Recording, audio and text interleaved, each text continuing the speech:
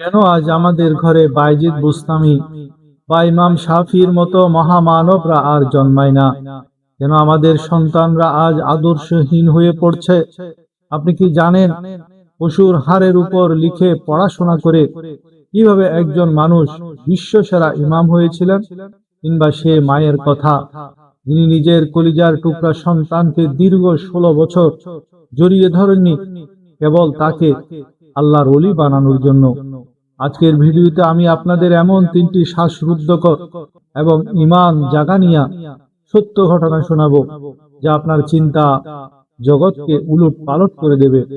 প্রথমত জানবেন এক বিধবা মায়ের সেই কঠিন আমল, যার ফলে তার সন্তানের মর্যাদা হয়েছিল আকাশচুম্বী। দ্বিতীয়ত আমরা দেখব চরম দারিদ্র্যের সাথে লড়াই করা সেই কিশোরকে, যার কাছে কাগজ কেনার টাকা ছিল না বলে হাড়ের উপর লিখেছে তিনি কি আমল করে হয়ে গেলেন পৃথিবীর শ্রেষ্ঠ ইমামদের একজন। এবং সবশেষে শুনবেন মদিনার সেই নামহীন এক স্ত্রীর কথা, যার ইমানি জজবা শুনলে আজও কলিজা কেঁপে ওঠে।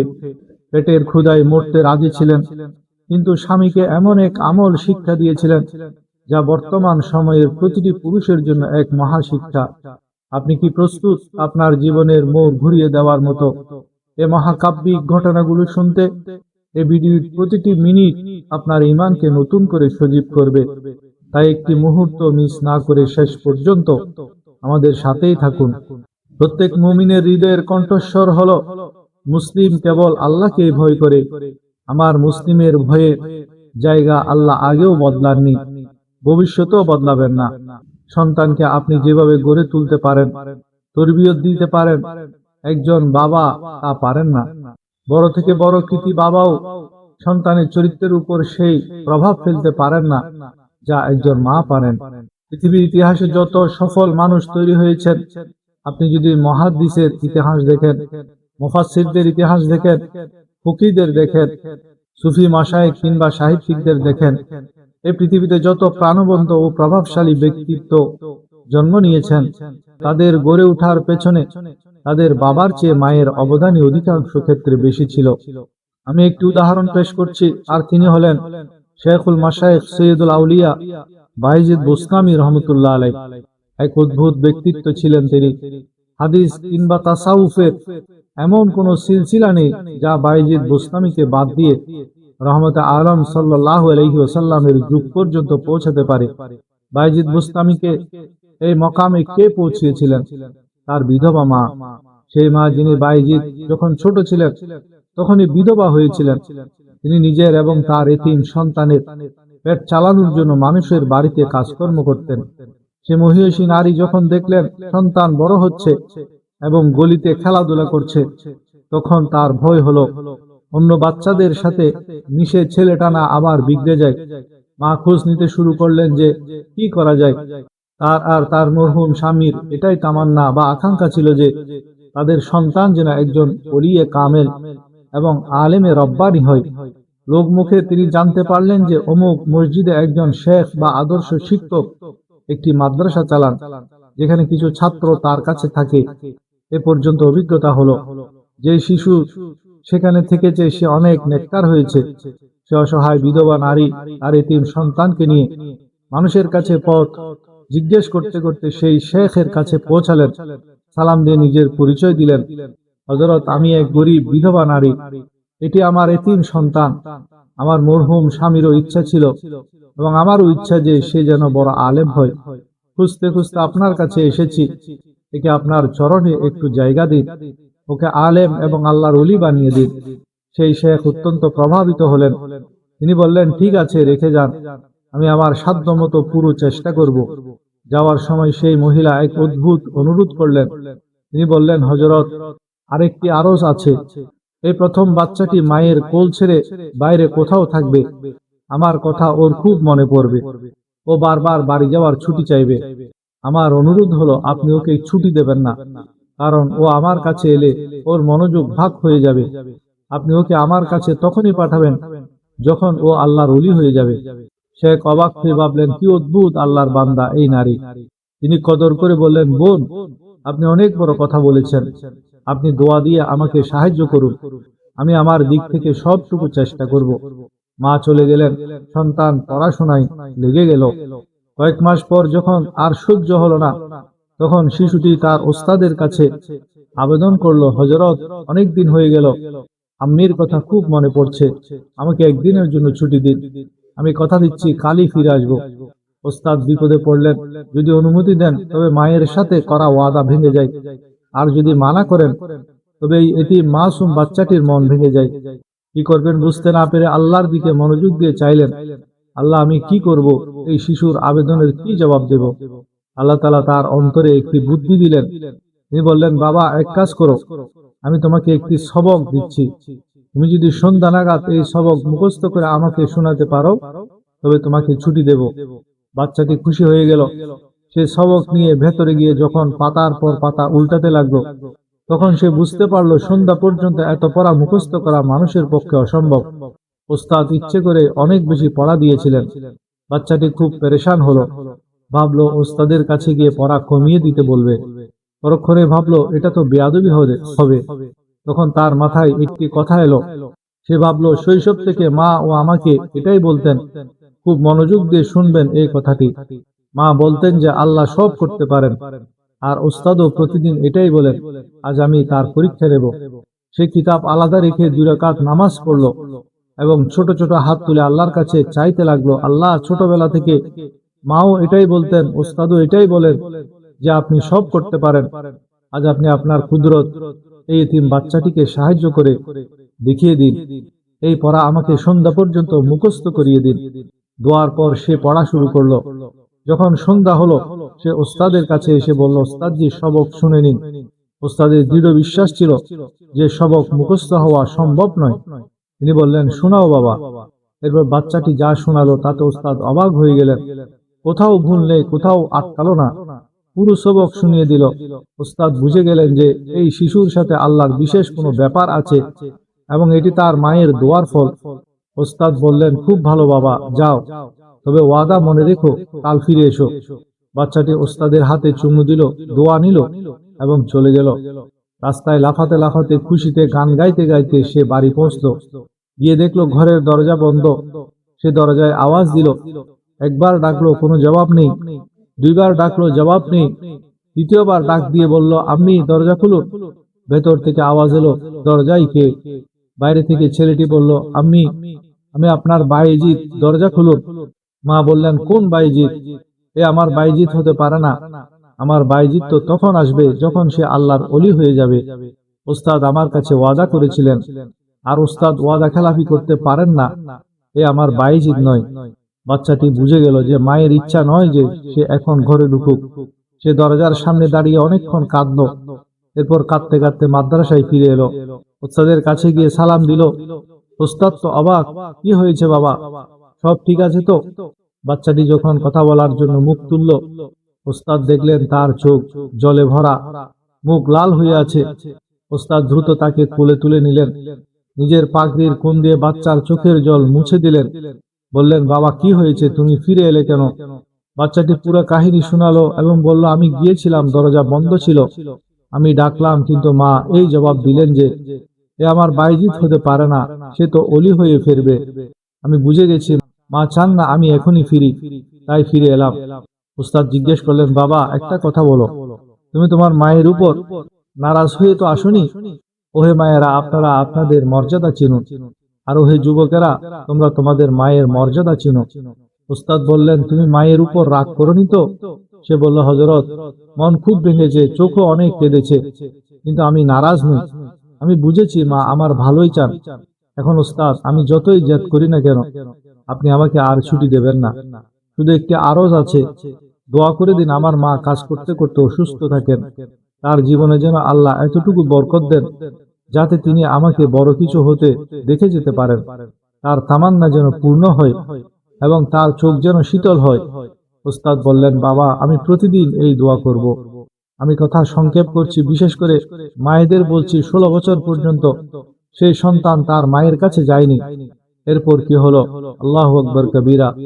এক রাতে তাহাজ্জুদের সময় নামাজ পড়ে উস্তাদ যখন একটু বিশ্রামের জন্য শুয়েছিলেন, তখন তিনি রহমতে আলম সাল্লাল্লাহু আলাইহি ওয়াসাল্লামের জিয়ারত লাভ করলেন। সে মোবারক সত্য স্বপ্নে নবীজি বললেন, দেখো ওই যে বাইজিত আছে তোমার কাছে, ওই যুবকের তরবিয়ত সম্পন্ন হয়েছে, তাকে বেলায়েতে কুবরার ঝান্ডা বা শ্রেষ্ঠ মাকাম দিয়ে দেওয়া হয়েছে, এখন তুমি তাকে বিদায় দাও। ওস্তাদ দ্রুত উঠে উজু করলেন এবং ভেতরে গিয়ে দেখলেন বাইজিদ তাহাজ্জুদের নামাজ পড়ছে। তিনি পেছনে বসে অপেক্ষা করতে লাগলেন।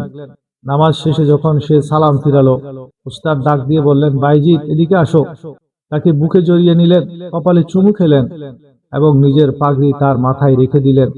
বললেন, তোমার তরবিয়ত পূর্ণ হয়েছে, তোমার মায়ের দোয়া আর কোরবানি কবুল হয়েছে, এখন যাও, এখন আর এখানে থাকার প্রয়োজন নেই। যুবকটি আবার উস্তাদের কদমবুসি করলো, দোয়া চাইল এবং রওনা হলো। আজও ঘরের দরজা বন্ধ ছিল, কিন্তু আজ যা হলো, আওয়াজ দেওয়ার সাথে সাথে মা দৌড়ে এসে দরজা খুললেন। দেখলেন সামনে এক যুবক দাঁড়িয়ে, যার ললাট থেকে তাকওয়া, সুন্নাহ এবং শরীয়তের নূর ঝরছে। মা জিজ্ঞেস করলেন, বাবা এসেছো আমার লাল? সে দ্রুত মায়ের পায়ে লুটিয়ে পড়ল। মা তাকে তুলে বুকে জড়িয়ে নিলেন এবং বিছানায় বসিয়ে বললেন, বাবা বসো, আমি এখনই গরম দুধ এনে তোমাকে খাওয়াচ্ছি। কতদিন ধরে তোমার জন্য অপেক্ষা করছি, কিন্তু বাবা তার আগে আমি শুকরানার 2 রাকাত নামাজ পড়িনি। মা একটি পুরনো চাটাই বিছিয়ে 2 রাকাত শুকরানার নামাজ পড়লেন এবং বললেন, আল্লাহ, আমি এই দিনটির জন্য আপনার কাছে বেঁচে থাকার তৌফিক চেয়েছিলাম। আমি চেয়েছিলাম আমার সন্তানকে বড় কিছু হিসাবে দেখতে। এখন আপনি যখন খুশি আমাকে ঈমানের সাথে তুলে নিতে পারেন। বেঁচে থাকার আর কোনো আকাঙ্ক্ষা আমার নেই। মহিলারা যখন এমন হতেন তখন সন্তান এমনই হতো। এমন মায়েরা ছিলেন বলেই আবু হানিফা, গজ্জালি ও বুখারী তৈরি হতেন। এমন মায়েরা ছিলেন বলে বাইজিদ বুস্তামি আর সালাউদ্দিন আইয়ুবী জন্মাতেন। আমি আর কার কার নাম নেব? আমরা সবাই বিগড়ে গেছি। আমি যদি শুধু মহিলাদের দোষ দেই তবে সেটা অবিচার হবে। আমরা শুধু এটাই চাই যে কতই না ভালো হতো যদি আজ আমরা তওবা করে নিজেদের জীবন বদলে দিতাম। যুবক, পুরুষ, মহিলা, পুত্রবধূ, কন্যা, নববিবাহিত কনে, বৃদ্ধ, সাংবাদিক, ব্যবসায়ী, ওলামা, তোলাবা, শিক্ষক, পেশাজীবী, সবাই যদি অনুভব করি যে নিশ্চয়ই আমাদের কোনো ভুল হয়েছে যার কারণে আজ আমাদের এই দিন দেখতে হচ্ছে, আর আমরা যদি সেই ভুলগুলো বদলাতে শুরু করি, ইনশাআল্লাহ পরিস্থিতি আবারও সেই সুবর্ণ যুগের দিকে ফিরে যাবে। প্রিয় বন্ধুরা, ফিকহ শাস্ত্রের মহান ইমাম শাফি রহমতুল্লাহ আলাইহি ছিলেন একজন ক্ষণজন্মা মহাপুরুষ। শৈশবে তিনি পিতৃহীন হন। তার মাতা এতটাই নিঃস্ব ছিলেন যে ছেলের পড়াশোনার জন্য কাগজ কিনে দেওয়ার মতো সামর্থ্য তার ছিল না। ইমাম শাফি রহমতুল্লাহ আলাইহি নিজেই তার সেই দিনগুলোর কথা বর্ণনা করেছেন। তিনি বলতেন, আমি বড় পশুর, ওট বা গরুর হাড় খুঁজে বেড়াতাম। সে হাড়গুলো ভালো করে ধুয়ে শুকিয়ে নিতাম এবং তার উপর আমার পড়াশোনার নোট লিখতাম। তারপর সেগুলো ঘরের কোণে জমিয়ে রাখতাম। কে জানতো যে হাড়ের উপর নোট লিখে পড়াশোনা করা এই শিশুটি একদিন বিশ্ববরেণ্য ইমাম শাফি হিসেবে পরিচিতি পাবেন। ইমাম শাফি রহমতুল্লাহ আলাইহি তার জীবনের একটি ঘটনা বর্ণনা করে বলেন, একবার আমি হজ পালন করতে গেলাম। মিনায় এক বৃদ্ধের সাথে আমার দেখা হলো।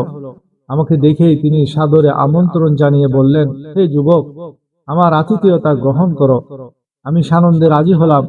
বৃদ্ধ তার থলে থেকে দস্তারখানা বের করে 2টি শুকনো রুটি খেতে দিলেন। আমি কোনো সংকোচ ছাড়াই খেতে শুরু করলাম। বৃদ্ধ কিছুক্ষণ আমার দিকে তাকিয়ে থেকে বললেন, হে যুবক, আমার মনে হয় তুমি কুরাইশ বংশের। আমি অবাক হয়ে জিজ্ঞেস করলাম, আপনি কিভাবে বুঝলেন? তিনি বললেন, কুরাইশরা মেহমানদারি করতে যেমন পছন্দ করে, অন্যের দাওয়াত গ্রহণ করতেও তেমন নিঃসংকোচ হয়। তোমার খাওয়ার ভঙ্গি দেখে আমি তা বুঝতে পেরেছি। কথা প্রসঙ্গে সে বৃদ্ধ জানালেন যে তিনি মদিনার বাসিন্দা। ইমাম শাফি রহমতুল্লাহ আলাইহি তখন মদিনার বিখ্যাত ইমাম মালিক রহমতুল্লাহ আলাইহি সম্পর্কে জানতে চাইলেন। তিনি জিজ্ঞেস করলেন, মদিনার মসজিদে কি ইমাম মালিক নামে কোনো বুজুর্গ হাদিসের দরস দেন? আপনি কি তাকে চেনেন? বৃদ্ধ বললেন, হ্যাঁ চিনি। তিনি দীর্ঘদেহী, অত্যন্ত সুদর্শন এবং মহৎ গুণসম্পন্ন একজন মানুষ।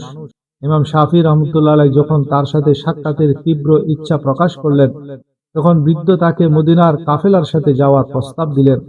সেই সময়ে মক্কা থেকে মদিনার পথ ছিল অত্যন্ত দুর্গম। পাহাড় পর্বত পাড়ি দিয়ে সেই পথে পাড়ি দিতে 16 দিন সময় লাগত। ইমাম শাফি রহমতুল্লাহ আলাইহি বলেন, সেই 16 দিনের সফরে আমি প্রতিদিন একবার করে মোট 16 বার সম্পূর্ণ পবিত্র কোরআন খতম করেছিলাম। মদিনায় পৌঁছে তিনি মসজিদে নববীতে ইমাম মালিক রহমতুল্লাহ আলাইহির দরসে উপস্থিত হলেন। তখন ইমাম মালিক রহমতুল্লাহ আলাইহি হাদিস পাঠ করে শোনাতেন এবং ছাত্ররা তা লিখে নিত।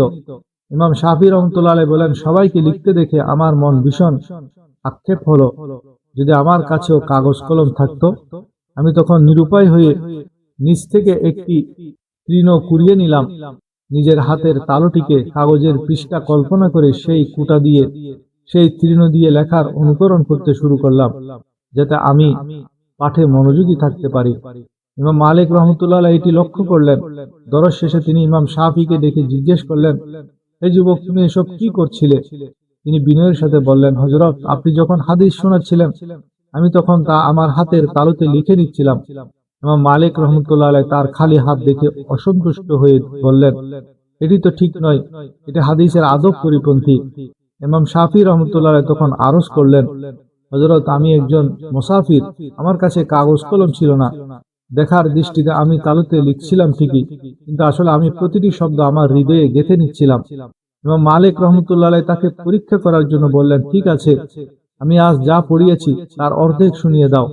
ইমাম শাফি রহমতুল্লাহ আলাইহি তখন সেই মজলিসে পঠিত 100টি হাদিস সম্পূর্ণ নির্ভুলভাবে সনদ ও মূল পাঠসহ মুখস্থ শুনিয়ে দিলেন। এটি শুনে ইমাম মালিক রহমতুল্লাহ আলাইহি বিস্ময়ে অভিভূত হয়ে গেলেন। পরবর্তীতে আল্লাহ তাআলা ইমাম শাফি রহমতুল্লাহ আলাইহিকে জ্ঞানের এমন উচ্চ আসনে আসীন করেছিলেন যে তিনি সমসাময়িক শ্রেষ্ঠ ফকিহ হিসেবে গণ্য হন। একবার তিনি এক নাপিতের কাছে চুল কাটাতে গেলেন। এমন সময় একজন ধনী ব্যক্তি সেখানে এলে নাপিত ইমাম শাফিকে অবজ্ঞা করে সেই ধনী ব্যক্তিকে আগে বসার সুযোগ দিল। ইমাম শাফি রহমতুল্লাহ আলাইহি কোনো প্রতিবাদ না করে সেখান থেকে চলে এলেন। কিন্তু যাওয়ার সময় তিনি তার খাদেমকে বললেন, আমার কাছে থাকা 300 রিয়াল এই নাপিতকে দিয়ে দাও, ও আসলে দুনিয়াবী সম্পদের লোভী। টাকাগুলি দিয়ে তিনি একটি কবিতা আবৃত্তি করেছিলেন, যার অর্থ হলো, আমার গায়ে যে পোশাকটি দেখছো তা যদি বিক্রি করা হয় তবে হয়তো একটি কানাকড়িও পাওয়া যাবে না, কিন্তু এই সাধারণ পোশাকের ভেতরে এমন এক সত্তা বাস করে যা আল্লাহর কাছে এতটাই মূল্যবান যে পৃথিবীর সব বাচ্চার ধনভাণ্ডার দিয়েও তার দাম পরিশোধ করা সম্ভব নয়। প্রিয় বন্ধুরা, বিখ্যাত এবং আদর্শ মহিয়সী নারীদের কথা আপনারা শুনেছেন। হযরত আয়েশা রাদিয়াল্লাহু তাআলা আনহা, হযরত ফাতেমা রাদিয়াল্লাহু তাআলা আনহা এর মতো ব্যক্তিত্বরা বীরত্ব, জ্ঞান ও দানশীলতার হিমালয় সম শিখরে পৌঁছেছিলেন। আজ আমি আপনাদের একজন পর্দানুসীন, প্রচার বিমুখ এবং নামহীন নারীর গল্প শোনাতে চাই। এক মজুর সাহাবী ছিলেন অত্যন্ত দরিদ্র। তিনি প্রতিদিন মজুরি করতেন এবং তা থেকে প্রাপ্ত সামান্য অর্থ দিয়ে তার পরিবারের দুবেলার অন্ন জুটত। মজুরদের অভিজ্ঞতা আছে যে মাঝে মাঝে কাজের অফ সিজন চলে এবং কাজ পাওয়া দুষ্কর হয়ে পড়ে। এমনই এক সময়ে সেই মজুর সাহাবী কাজের সন্ধানে ঘর থেকে বের হলেন। সারাদিন হন্য হয়ে খোঁজার পরও কোনো কাজ মিলল না। সন্ধ্যায় তিনি ক্লান্ত শরীরে বাড়ি ফিরলেন। ঘরে ঢুকে স্ত্রীকে বললেন, আমি খুব ক্লান্ত হয়ে এসেছি এবং আমার ভীষণ খিদে পেয়েছে, জলদি কিছু খাবারের ব্যবস্থা করো।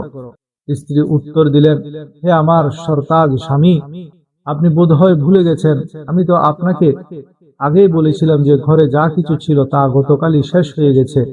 আমি আশায় ছিলাম আজ আপনি কাজ শেষে মজুরি নিয়ে ফিরলে বাজার করবেন, তারপর আমরা দুজনে মিলে খাবো। এই কথা শুনে স্বামী স্তব্ধ হয়ে গেলেন। তার মুখ মলিন হয়ে গেল এবং তিনি চরম বিষণ্ণতায় ডুবে গেলেন। বুদ্ধিমতী স্ত্রী স্বামীর চেহারার ভাষা বুঝতে পারলেন। তিনি অনুভব করলেন তার কথায় স্বামী মনে অনেক কষ্ট পেয়েছেন।